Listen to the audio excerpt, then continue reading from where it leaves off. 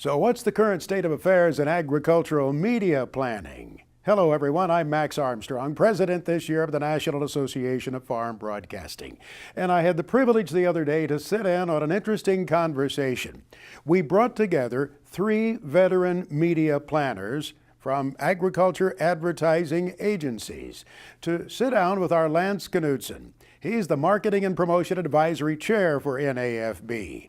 And Lance asked them questions about social media, digital media, looking into the crystal ball a little bit, asking about farm radio.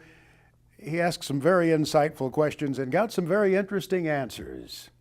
Take a look at this. We think you might find something you can use on your next sales call. Today we have 3 leading media strategists to help us answer a few top questions on how media planning has changed and will continue to change. Christy Moss heads the media group, and she's the director with Paulson. Christy is overseeing media strategy for their clients for vetting and recommending evolving trends and technologies. Since starting at Paulson in 1995, she has been a proven expert, leader, planner, and strategist and negotiator, and has truly become a force in the ag media world. Next, I'd like to introduce Amy Larson. She's the media director with Cole McVoy. Amy manages the media strategy and planning and buying for Winfield, Elanco, and Farm Credit Mid-America. During her 17-plus years in advertising, she has worked with clients in several industries, including CPG, banking, and electronics, and has firmly established herself in the agriculture category over the last 10 years. Amy's philosophy is simple: know as much about your client's business and industry as you do about the media landscape and audience. Combining these 2 areas of expertise result in a more meaningful media placement. Next, I'd like to introduce Grant Cassidy. He's a supervisor of media planning with Ray & Kaiser. Grant has been with Ray & Kaiser for more than 10 years, managing a wide variety of ag and consumer accounts. He is a strategic planner for Bayer horticultural brands and corn and soybean treatments. In addition, he leads digital planning for FS Growmark and a few additional clients. Grant started his career working in radio and writing for newspapers. Soon followed the ad industry to position in media department at Leo Burnett, working on everything from whiskey and McNuggets to Oreos and Legos. Now I would like to start the panel discussion with our 3 individuals here, and I'm going to start the first question with Christy. And Christy, how do you measure ROI for media campaigns? Do you use different media channels separately, or do you work together as a whole with the campaign? Thanks, Lance. That's a good question. There's no doubt that with the increase in digital spend, that the request for ROI and analytics, or attribution as it's typically called in the digital world, there's increased expectations from our clients. However, it's really easy to look at analytics and develop attribution and ROI for digital. It's harder to take that across all platforms.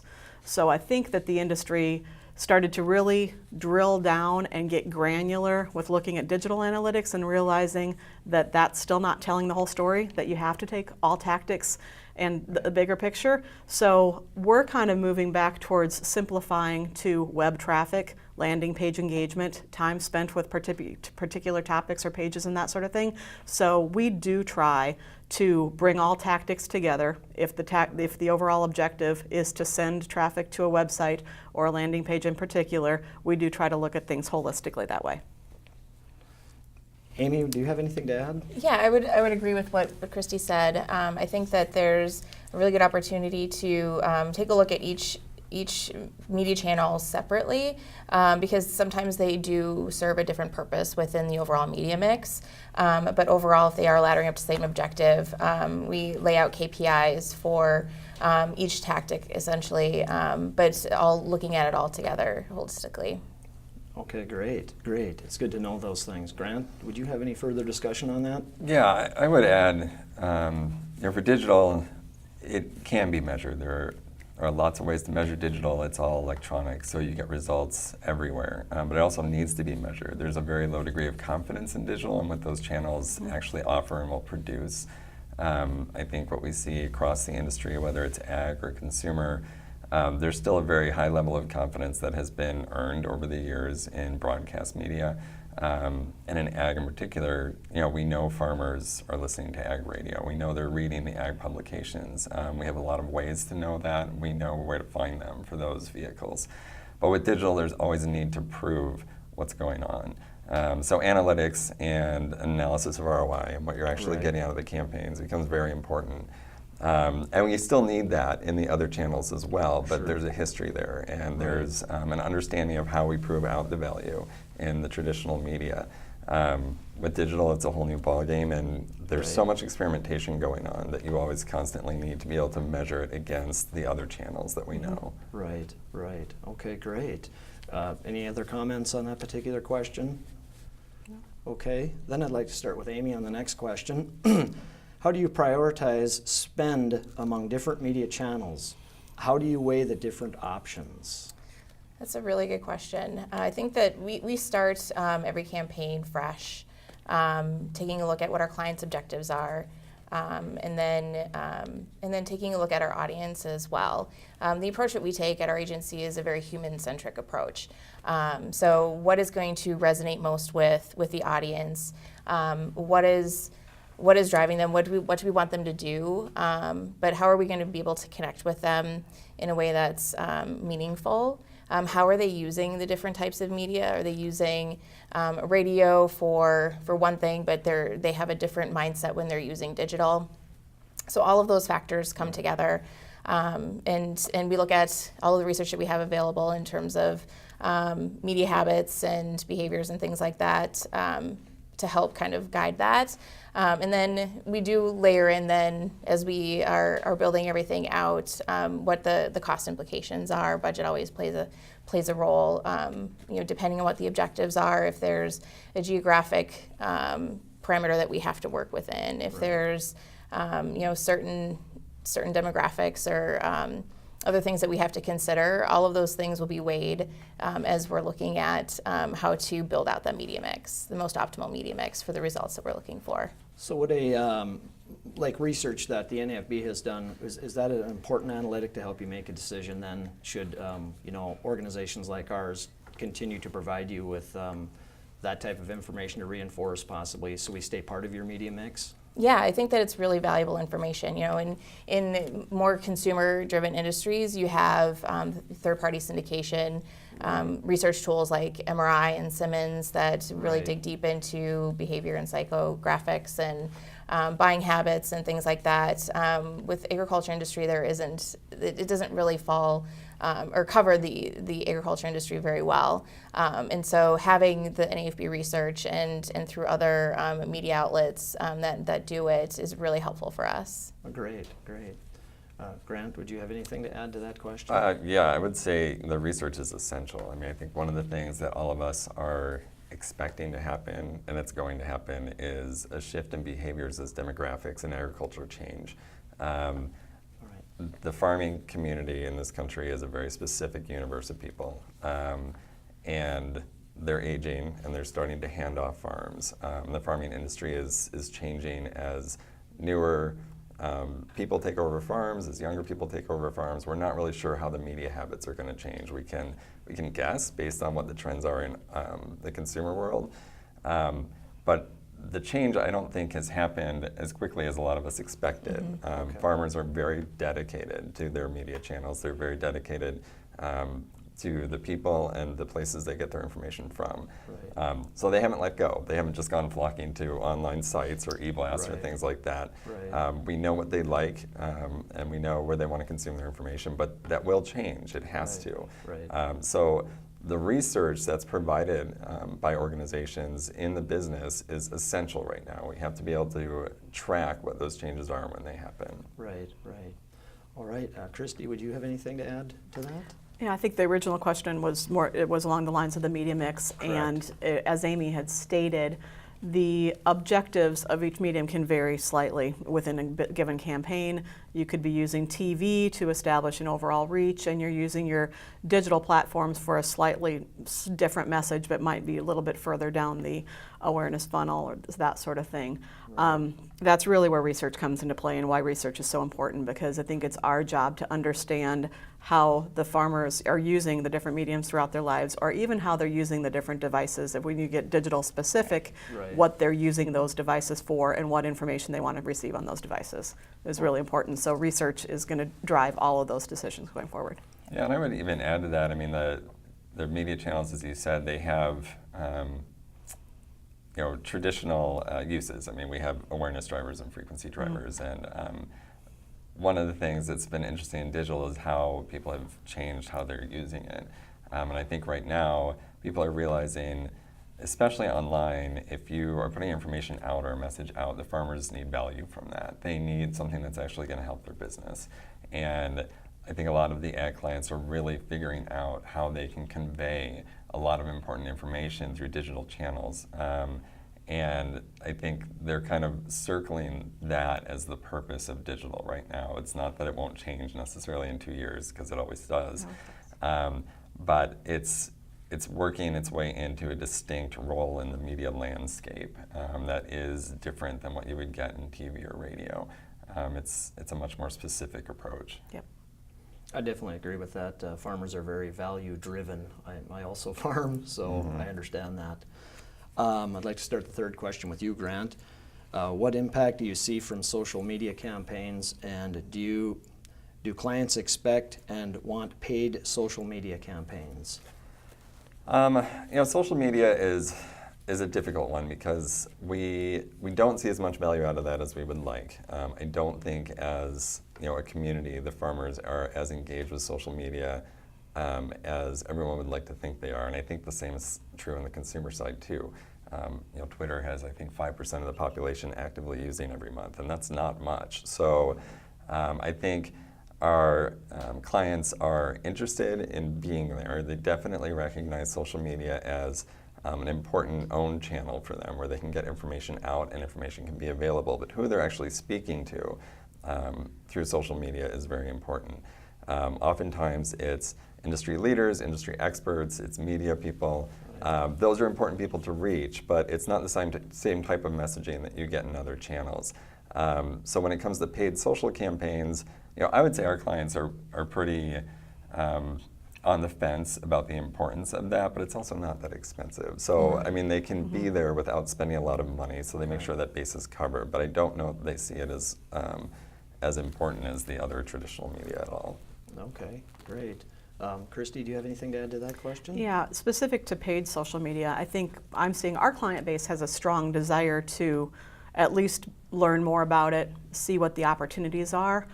The message that you're sending through that audience has to be completely different than the other tactics are going to be. You think about your own social media behavior, you don't want to be sold to in a social media environment. So it has to become much more educational and conversational, and that does add production dollars to anything you do. We tend to treat a paid media campaign completely differently than any other campaign with separate budget, because I guess it's my feeling that you can't just take a standard branding campaign and run it through social media and have any true success with that. Right. So that's my opinion on that. Great. So there's definitely an interest, but it's a totally different animal. You bet. Yeah. Amy, would you like to interject anything? I agree with what Christy and Grant have said. Yeah. Okay, perfect. Yeah. Okay, well, we'll move on to the next question then, and we go back to Christy. What makes one media channel more appealing than another? That completely depends on the campaign and the campaign's objectives. We kind of stated it a couple times already. Each of the mediums has their own strength, and they serve their own purpose within a given campaign.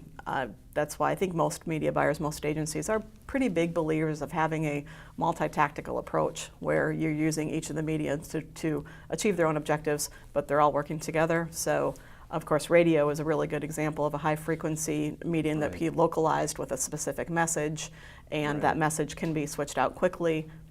Digital would fall around the same ideas there, whereas print, you have longer lead times, it can be harder to switch out the message and that sort of thing. So what you use completely depends on the individual situations of the campaign, the messaging, and what the objectives are that you need to achieve. Right, right. Would you care to add anything, Amy?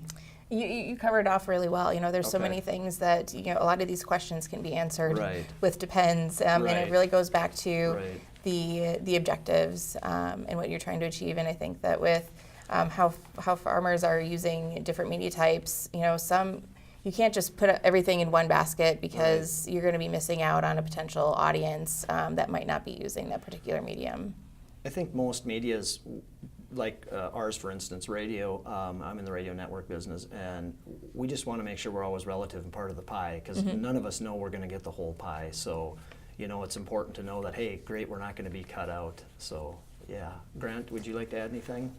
What they've said about the objectives is absolutely true. You have to know how you need the audience to respond to that message, and there can be any number of ways that you need that response to work, and your choice of media vehicles will be aligned with that.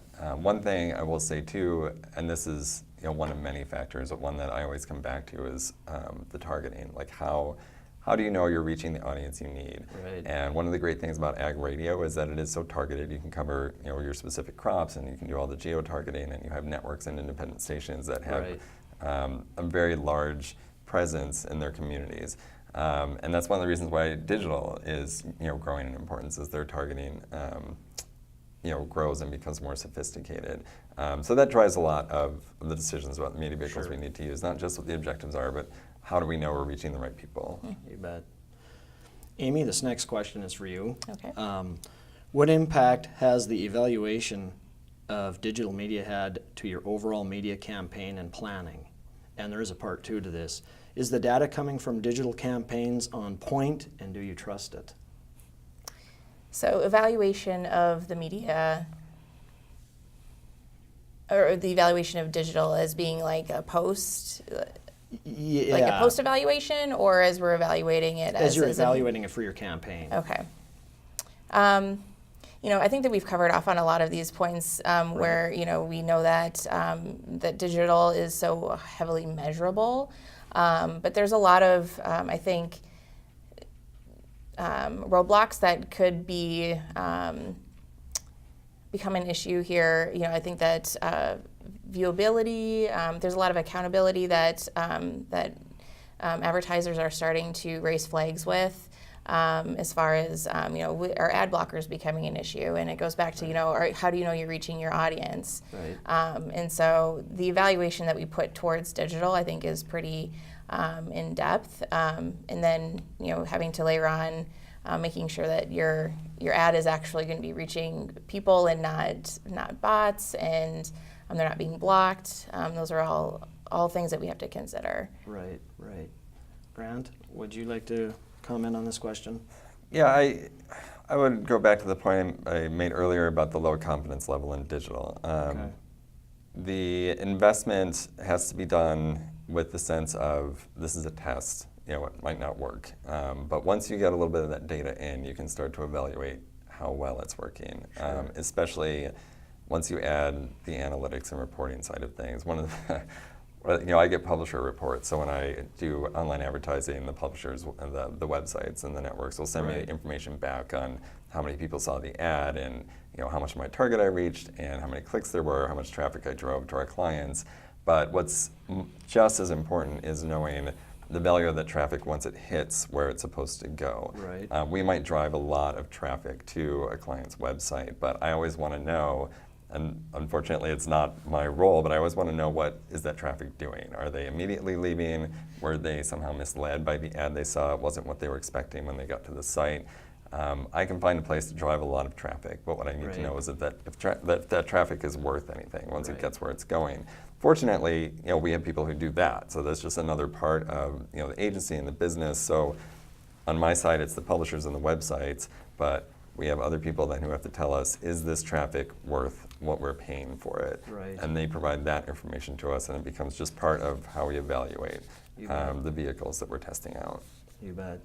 Christy, would you like to add anything? Yeah, I think Grant makes a good point in that regard. I think the industry is still somewhat in its infancy in terms of figuring out what to do with data and analytics, and like Grant said, our publisher reports or what the ad servers tell us is pretty flat. It's going to be clicks and impressions and that sort of thing, where Grant is correct. What really matters is what happens after the media buyer has done their job to get them to the site. Was it the right person, and did they spend time on the site? So time spent and engagement is really probably the best metric that we can work with, and that's not a metric that is easily provided through just a media campaign. So it just, like Grant said, hands it off to other people, and then the website has to be something that's worth spending time with, and the content has to be engaging, and that's, you know, we are in the content industry, and we have to remember that all the gadgets in the world don't fix bad content. So good content is key to any of the players. And it's that analytics is a developing discipline. It's a whole different ballgame. It's a science of its own, and clients are figuring out how to marry that part of marketing with the part that they're used to doing. We didn't have to have analytics departments for our TV campaigns, and we certainly had ratings books, but the buyers can handle that, But with the digital, it's what do we do with all this information, and there's so many different ways to look at it. So they're developing their processes, and they're key partners to take a look at all that information constantly and figure out what are we learning from this and how do we act on it. You bet. All right, well, thank you. We're going to move on to the next question then, and this one will be to Grant. What are the pros and cons of existing media channels in the next 5 to 10 years, whether they be TV, print, digital, radio, social media, etc.? Well, in consumer or ag, the media landscape is just kind of a mess right now. In traditional media, I mean, even this week there was something about how local news is seeing like a 30% decline over the last couple of years in viewership. And that's normal. People aren't just watching the news on TV anymore. They get the news all day long on their phone. But TV news is still very valuable. The rates are still going up. The upfronts that just happened, the networks are still charging more for their shows. And it's like their audiences are shrinking, they're still charging more. Why is that? And it goes back to that confidence. We have a lot more channels, but there's still high confidence in the traditional channels. The new channels are untested. People are still trying to figure out how to use them. So I think right now we're keeping an eye, again, with the thought of this demographic change that's coming. We're keeping an eye on the audiences for our traditional media to see what's happening with the TV and radio audiences and the print audiences. Print has been devastated the last 15 years, left and right. Ag media actually has done much better compared to some of the traditional media. Because of the way it's targeted to the agricultural producer. Well, and the commitment of the audience to those vehicles. I mean, the farmers like the magazines, but you look at the consumer landscape, and back when I worked on consumer accounts, I worked with a lot of the big magazines, and they're either out of business or 12 pages long now. Like they don't have any advertisers because they're not needed anymore. We still need our traditional vehicles in ag, and the farmers are still very much reading them, but when or if that changes, that's what we've got to keep an eye on. And the use of the digital channels. I mean, digital is a completely new landscape every 18 months. So we don't know how farmers are going to be engaging with that. We have to keep an eye on all of it. Right. I know like what our members do, we produce a lot of content, and most of it's highly valued. And most of our NAFB members are trying to figure out how to utilize that in the digital space. And so could you elaborate on what we could do to maybe improve providing digital space to our agencies and clients that would be helpful? Sure. As Grant alluded to, we're not sure where this next generation is going to want to get their information. I think we can all expect that it'll be much more of a digital environment, but to your point, they're still going to want the content. Farming is a business, and there's valuable information to be gained. It's just that the distribution vehicle is probably going to be changing in the next few years. So I think for NAFB members, if you just remember that your content is what is of value and the distribution vehicle might be of lesser value, just repurposing that content in as many ways as possible is probably a direction I would start to experiment with. Just to know you are a trusted advisor to your audience. They value the information that you are providing for them, but you're going to need to provide it in a number of different ways going forward instead of just through one distribution vehicle. You bet. Well, I appreciate those answers. We have another question here. What trends do you see in the next 2 to 5 years, and do you have any future predictions? We guess we've alluded to a little bit of that. If you could each take a turn and expand on that, and I'd start with Christy. I know we've talked a Sure. little bit about Yeah. it, but You know, specific to print, as Grant had said before, the consumer print industry has taken a pretty good hit in the last 15 Right. years. Ag print has probably been affected to some degree, but to a much lesser degree in the consumer side of things. I would just generally expect that while ag might pace a little bit slower in those changes of viewership habits and everything, ag will be affected by it going forward. And I think the expectation will be that there will be more of a multi-screen environment involved. And again, you're just going to have to be able to make your message available in a multitude of different ways, whether that be the advertising message or the content message, Right. repurposing the content and thinking in terms of chunking it out and sending the message in a variety of ways is where I expect all of us are going to have to go, both on the broadcaster side of things and the advertiser side of things. So just repurposing and providing it as the viewers or the readers want to see it, or the listeners. all right. Yeah, Amy? yeah. I think that working in this industry in advertising, we're kind of on the leading edge of what technologies are going to be coming up, and seeing how VR and AR has kind of made a bit of a splash in the mainstream culture, especially in the last year. I think that that's something that could have a huge impact, and it all kind of goes back to content. If you're creating really good content, what are the different types of delivery vehicles that you can have? And it's shifting a little bit more towards that highly technical sort of thing, and the idea of like a voice assistant type of technology, like the Amazon Echo. I think that sort of AI technology is really going to be what is driving a lot of things in the next couple of years. I think it'll happen a lot faster than the average person might think, because we've been talking about it for a couple of years now at our agency, and we're starting to do some really cool things with our clients, and the idea of it is getting a lot of attention. So I think that might have some real impact on how the audience, how farmers, how even just general consumers are getting their information. With combines and tractors being loaded with the latest technology, that's all going to be built right into it, and they'll just be able to say, "Hey Alexa, play whatever radio station I want to listen to," and it's going to do it all for them. So it's just it's the content, I think, is still going to be there. Yeah. That's the most important piece, but how people are getting it is going to what's changed the most. That's pretty insightful, artificial intelligence like that. Yeah. That's something that some of us may not have thought of yet. Grant, do you have any future predictions? Yes. I mean, I think it's very hard to tell with how unstable things are where a lot of the media properties and media brands will be. I think, cable TV is in big trouble. I think we'll see a lot of consolidation there. I think network TV, the way people interact with the content and the shows and the programming is changing.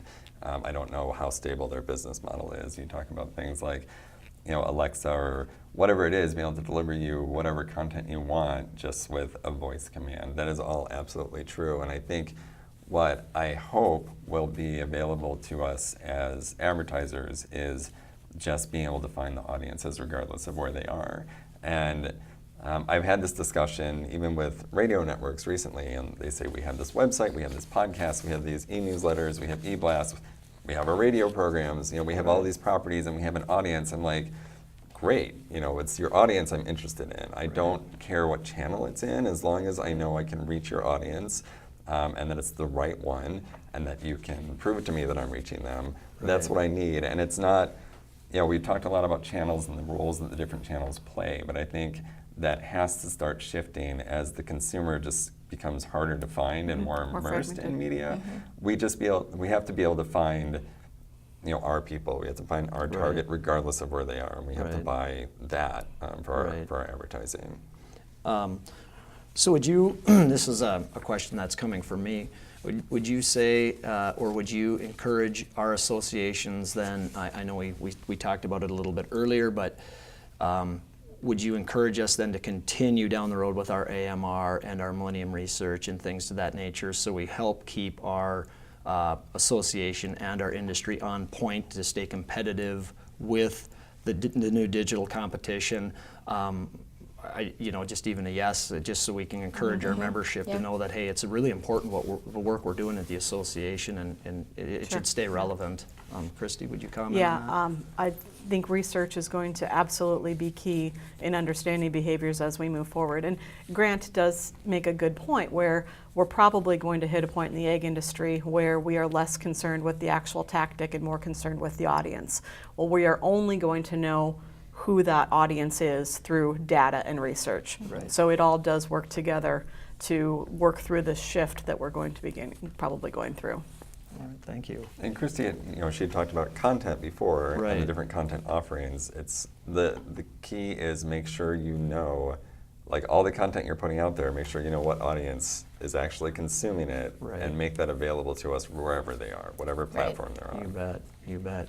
Once again, I'd like to thank our panelists for shedding some light on new media strategies, and I hope this has been very helpful to our audience and to our NAFB membership, and I hope this provided some value on the future of media planning. Thank you. This program was recorded in the studio of 22 Creative Group. 22 Creative Group is a full-service video production company. Visit them at 22creativegroup.com.